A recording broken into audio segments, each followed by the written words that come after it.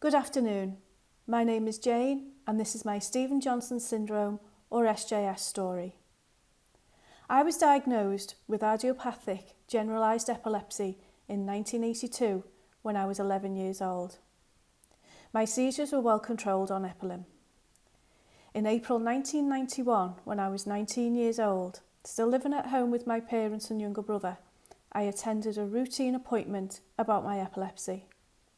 My consultant made the decision to change my medication to Tegretol as I had reached childbearing age. So the process began of slowly decreasing my Epilim and introducing Tegretol. Less than 2 weeks into this process, I developed a cough and a slight fever. Just a cold, I thought. 5 days later, I had developed a very itchy rash and small red spots, which resembled heat rash all over my legs and body. I went to my GP and through a process of elimination, it was diagnosed as a reaction to a new soap powder that had been used at home. I was still feeling under the weather, so I went home and took myself off to bed. My parents went out for a few hours, so it was just me at home. I remember waking up and feeling really hot and I was hallucinating. When my parents returned, they took one look at me and rang the doctor, who advised calling an ambulance. They decided that it would be quicker to go by car, so I was taken to the Royal Liverpool Hospital emergency department by my parents. When I reached A&E, I had a temperature of 40 degrees Celsius. I was given Piriton and paracetamol and the dermatologist was contacted.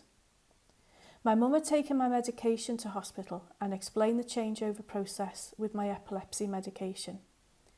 A decision was made to discontinue the Tegretol and I was kept in for observation.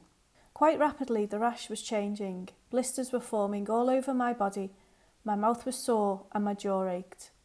My temperature remained very high. It was at this point that Stevens-Johnson syndrome or SJS was diagnosed.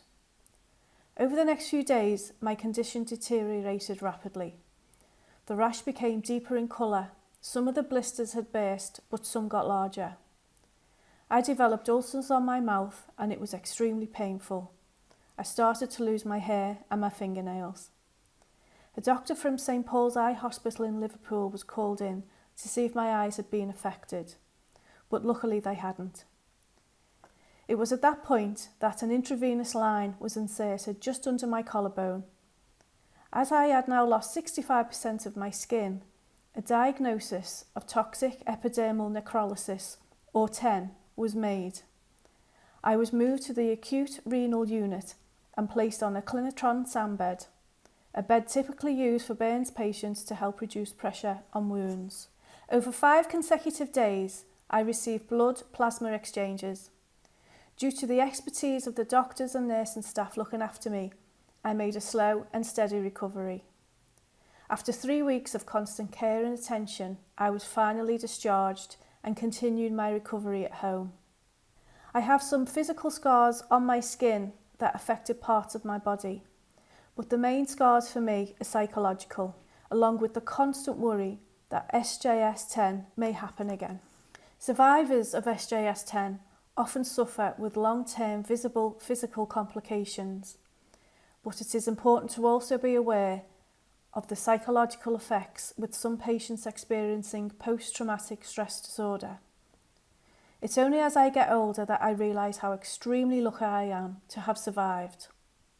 Due to medical and nursing expertise and the research being conducted at the time, my SJS was diagnosed quickly and the medication stopped. This undoubtedly saved my life. Because of my involvement with the group, I am aware of the continued research and hard work that goes on to improve how patients are treated with medicines, which is invaluable to me and for the future.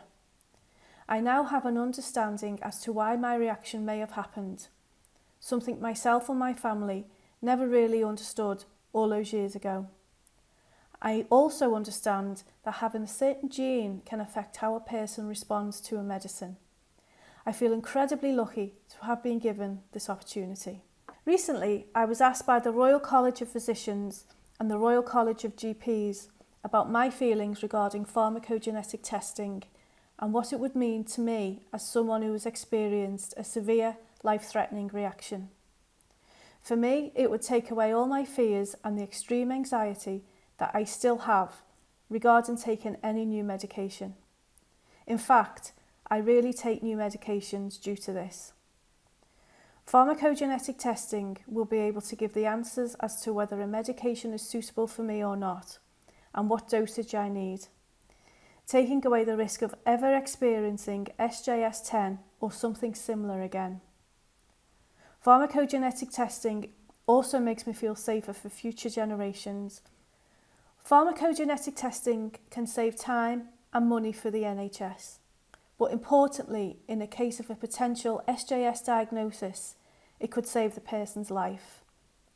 I find it really exciting that this testing could be available to us all in the future, giving medication the chance to work its best for the individual and treat us the way it should.